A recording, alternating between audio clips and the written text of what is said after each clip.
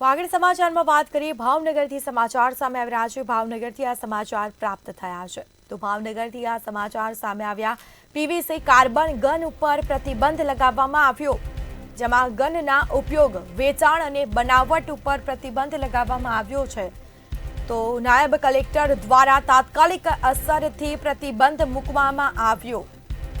અમરેલીના ધારી તાલુકામાં બનેલ ઘટનાને લઈને પ્રતિબંધ મૂકવામાં આવ્યો। તો પોલીસ તથા તંત્રને કડક દેખરેખ રાખવા માટે સૂચના આપવામાં આવી છે। આ સાથે ખાસ સૂચના અપાઈ દેવામાં આવી છે, જેમાં ભાવનગરમાં પીવીસી કાર્બન ગન ઉપર પ્રતિબંધ લાગ્યો। ગનના ઉપયોગ, વેચાણ અને બનાવટ ઉપર પ્રતિબંધ મૂકવામાં આવ્યો છે।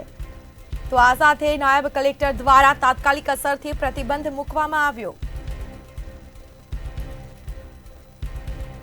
જેમાં અમરેલીના ધારી તાલુકામાં બનેલ ઘટનાને લઈને આખરે પ્રતિબંધ મૂકવામાં આવ્યો છે। પોલીસ તથા તંત્રને કડક દેખરેખ રાખવા માટે પણ સૂચના આપી દેવામાં આવી। તો ભાવનગરમાં પીવીસી કાર્બન ગન ઉપર પ્રતિબંધ મૂકવામાં આવ્યો, જેમાં ગનના ઉપયોગ, તેનું વેચાણ અને બનાવટ ઉપર હવે પ્રતિબંધ મૂકવામાં આવ્યો છે। જો તેનું ક્યાંક વેચાણ પણ કરવામાં આવશે કે તેની કોઈ બનાવટ પણ કરવામાં આવશે તો તેઓની સામે કાયદેસરના પગલાં લેવામાં આવશે। તો પોલીસ તથા તંત્રને કડક દેખરેખ રાખવા માટે સૂચના આપી દેવામાં આવી છે। તો પોલીસ આ અંગે નજર રાખશે। પીવીસી કાર્બન ગન ઉપર પ્રતિબંધ લગાવવામાં આવ્યો છે, જેમાં ગનના ઉપયોગ, વેચાણ અને બનાવટ ઉપર પ્રતિબંધ લગાવવામાં આવ્યો। તો નાયબ કલેક્ટર દ્વારા આ અંગે પ્રતિબંધ મૂકવામાં આવ્યો છે। એક્શન મોડમાં આવ્યા છે નાયબ કલેક્ટર, અને પોલીસ તથા તંત્રને કડક દેખરેખ રાખવા માટે ખાસ સૂચના આપવામાં આવી છે। ભાવનગરમાં પીવીસી કાર્બન ગન ઉપર પ્રતિબંધ મૂકવામાં આવ્યો,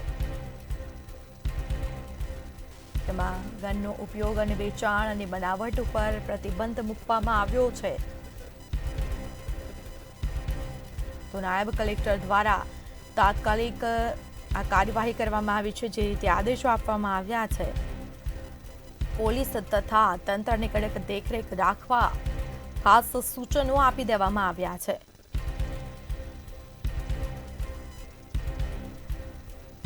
ભાવનગરમાં પીવીસી કાર્બન ગન ઉપર પ્રતિબંધ લગાવવામાં આવ્યો છે, જેમાં ગનના ઉપયોગ, વેચાણ અને બનાવટ ઉપર પ્રતિબંધ મૂકવામાં આવ્યો।